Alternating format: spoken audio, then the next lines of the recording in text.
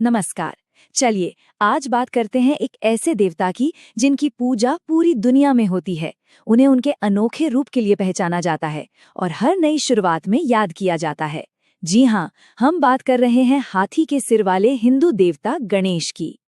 ये तस्वीर तो बहुत जानी पहचानी है ना? इसमें गणेश जी अपने दिव्य परिवार के साथ हैं। पिता भगवान शिव, माँ देवी पार्वती और भाई कार्तिकेय।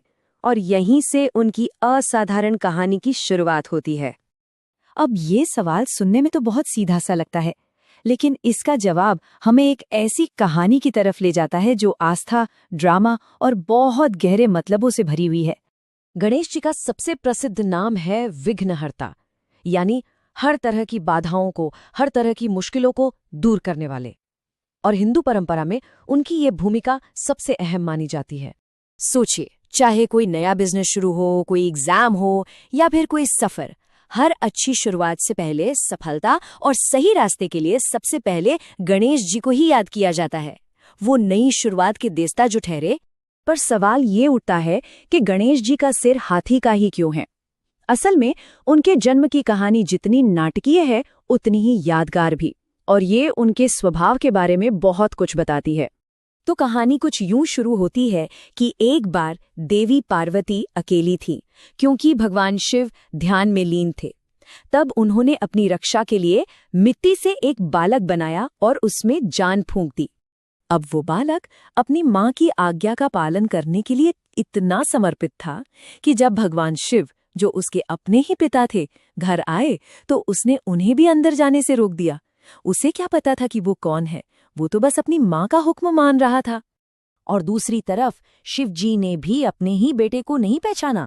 अपने रास्ते में इस तरह की रुकावट देखकर वो इतने गुस्से में आ गए कि उन्होंने अपने त्रिशूल से उस बालक का सर धड़ से अलग कर दिया। वाकई ये एक बहुत ही विनाशकारी और दुखद पल था। अपने बेटे को इस हाल में देखकर माँ पार्वती का दुख और गुस्सा, उसकी तो कोई सीमा ही नहीं थी। उन्होंने गुस्से में पूरी दुनिया को खत्म करने की धमकी दे डाली। तब जाके भगवान शिव ने वादा किया कि वो गणेश को फिर से जिंदा करेंगे। और फिर जो सबसे पहला जीव उन्हें मिला, एक हाथी, उसका सिर लगाकर उन्होंने गणेश को दोबारा जीवन दिया। तो गणेश जी को जीवन तो मिल गया, पर यह कहानी का अंत नहीं था। असल में ये तो बस एक शुरुआत थी। चलिए अब एक और मशहूर कहानी की तरफ बढ़ते हैं जो उनके सबसे बड़े गुण यानी उनकी असाधारण बुद्धि के बारे में बताती है। तो हुआ यूं कि एक बार एक ऋषि ने एक खास फल दिया, एक सुनहरा आम। ये कोई मामूली आम नहीं था, इसे ज्ञान का फल कहते थे। शर्त ये थी कि इसे कोई बांट नहीं सकता था। जो भी इसे खाता उसे सारा दिव्य ज्ञान मिल जाता। तो फिर क्या था? भगवान शिव ने अपने दोनों बेटों गणेश और कार्तिकेय के सामने एक चुनौती रख दी।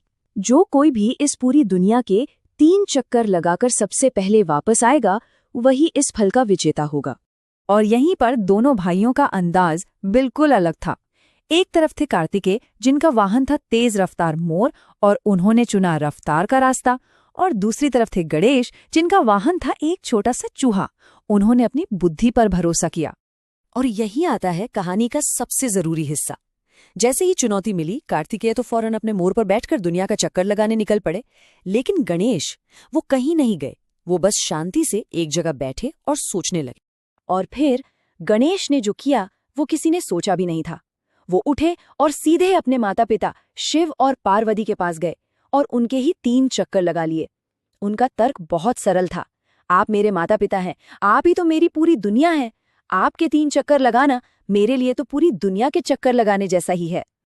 और बस इसी गहरी समझ और बुद्धिमानी के लिए गणेश को विजेता घोषित किया गया, न कि सिर्फ शारीरिक ताकत और रफ्तार के लिए। उन्होंने दौड़ जीत ली और वो दिव्य ज्ञान का फल उन्हें मिला। तो ये तो थी कहानियां, लेकिन चलिए अब इन कहानियों से आगे बढ़ते हैं और गणेश जी के रूप में छिपे गहरे मतलब को समझने की कोशिश करते हैं। ये तस्वीर देखिए, इतने विशाल गणेश और उनके पैरों के पास एक छोटा सा चूहा जो उनका वाहन है। थोड़ा अजीब लगता है ना? पर इसके पीछे एक बहुत गहरा मतलब छिपा है। तो इसका राज ये है, चूहा प्रतीक है हमारे अहंकार का और हमारी उन इच्छाओं का जो हमेशा भागती रहती हैं, जो कभी काबू में नहीं आती। गणेश जी का उस चूहे पर बैठना ये दिखाता है कि उन्होंने इन मानवीय कमजोरियों पर पूरी तरह से काबू पा लिया है। सिर्फ चूहा ही नहीं, गणेश जी के रूप की हर बात का एक मतलब है। उनका जो बड़ा सा सिर है वो बुद्धि और समझ को दिखाता है। बड़े बड़े कान इस बात का प्रतीक है कि वो सबकी प्रार्थनाएं बड़े ध्यान से सुनते हैं। उनकी सूंड हर काम को कुशलता से करने की क्षमता दिखाती है, और उनका बड़ा सा पेट वो ये दिखाता है कि जीवन में अच्छे बुरे हर तरह के अनुभव को पचाने की क्षमता होनी चाहिए। और बात यहीं खत्म नहीं होती, ये सिंबलिज्म और भी गहरा है। ऐसा भी माना जाता है कि गणेश जी का पूरा भौतिक रूप ही पवित्र ध्वनि ओम का प्रतिनिधित्व करता है। वही ओम जिसे हिंदू दर्शन में सृष्टि की पहली आवाज माना जाता है। तो आखिर में ये सारी कहानियां और ये सारे प्रतीक सिर्फ सुनने सुनाने की बातें नहीं हैं। ये हमें असल जिंदगी के लिए बहुत कुछ सिखाते हैं, जैसे अपने अहंकार पर काबू रखना, किसी भी मुश्किल को ताकत से नहीं बल्कि बुद्धि से सुलझाना, और सफलता मिलने पर भी विनम्र बने रहना। तो चलिए इस विचार के साथ इसे समाप्त करते हैं। हमारी अपनी जिंदगी में किसी भी मुश्किल को सिर्फ जोर जबरदस्ती से नहीं बल्कि बुद्धि से हल करने का क्या मतलब हो सकता है। गणेश जी का ज्ञान हमें इसी बारे में सोचने पर मजबूर करता है।